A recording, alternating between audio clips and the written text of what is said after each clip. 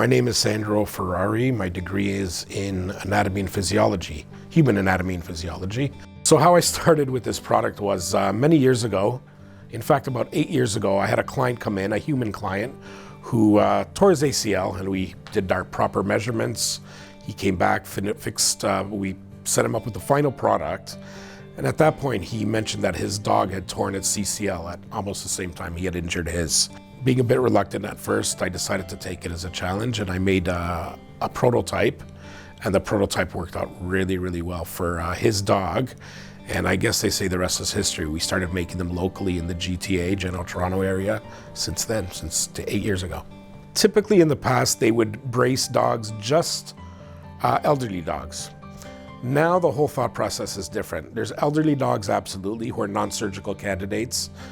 Could be various reasons. They could be diabetic. Some people just can't afford surgery. They are very, very expensive, the surgery. So some people will just use a brace in lieu of. The third one is now previously is surgery.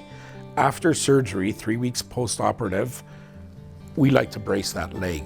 The main problem that I feel it solves is the braces for well under $1,000 really solve that problem. 3 weeks post-op, you put a brace on that dog's leg, it drops the incidence of opposite leg injury massively. In fact, out of the 200 most recent molds I've done personally, not one dog has injured its opposite leg.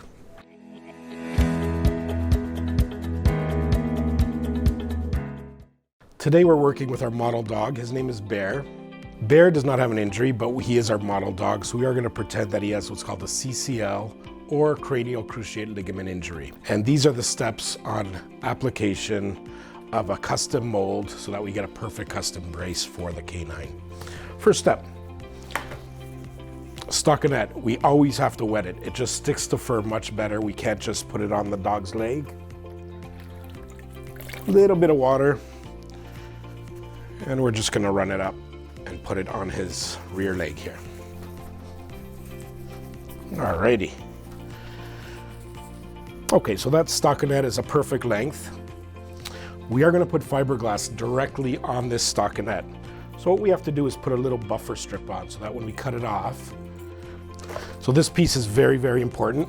Every kit that we send out will come with a buffer strip and with the whole set of stockinette, gloves, and fiberglass, everything you need to make a perfect mold.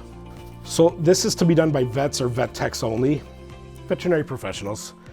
Make sure it's low enough that the hock, it goes below the hock, because the last strap ultimately rests just above the hock area. So this will work out well. We're gonna start application of the fiberglass.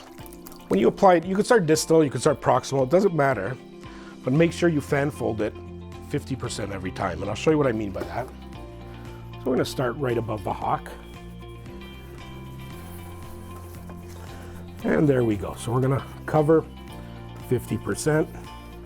50%, and that'll ensure a nice solid fit, and it should work out just perfectly for this dog. Try to go as high as you can also. That's important, just so the brace fits really, really well. And that's going to be a perfect mold. It looks really, really good. Again, 50% coverage, and that should be more than enough. So this part's important. You can't just wrap it. You do have to mold around the CCL area, which is again the cranial cruciate ligament. We're gonna give it a bit of a hug. We're gonna squeeze a little bit, just gentle. You don't wanna bother the dog. And again, we have that perfect piece here, which is the buffer strip, that we're gonna use as a cutting point. We don't wanna cut along here because it is gonna bother the dog's leg. So the buffer strip really, really prevents that. Couple more squeezes.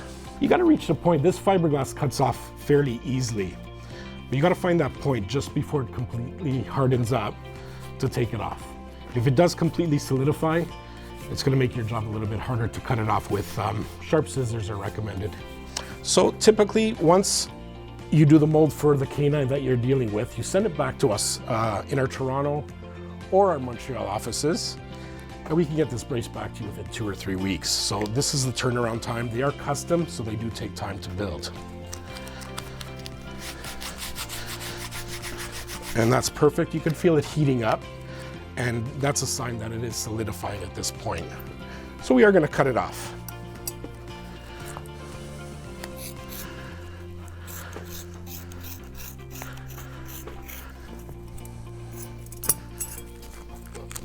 And we're going to hold that piece together.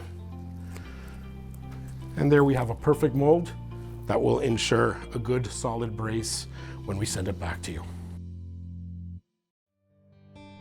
So the lifespan of this product is the life of the animal. Unfortunately, our dogs are with us a really short time, which is not the nicest thing. The braces do certainly last the life. I've had a brace I did in 2008. The dog is now 14 years old and still wearing the brace. So as far as that stands, it's Kevlar. How long does your tennis racket last? Yeah, as I've had dogs my whole life, and to me it's important to give back to the community. And any custom brace that I do, I give 10% to local rescues, whether it's an SPCA locally or a dog fostering agency here in Toronto. I'm happy to do that. If somebody orders from the US, they've requested I donate to, for example, the Los Angeles SPCA, which we've done recently as well. So I explained to them that 10% of my sales will go to animal rescue, and they certainly ask if I can donate to their charity, and that's certainly what I'm happy to do every sale. Anybody can order the kit, whether it's the owner of the dog, a vet office, vet technicians. Best way to order is from our website. It's orthopaws.ca. Again, it is worldwide, so we do get orders everywhere. So even though it's a CA site, anybody can order the brace. As I said, we get predominantly orders from the US of A. Canada would be second. And again, for some reason, United Arab Emirates is a close third behind Canada. A lot of orders there.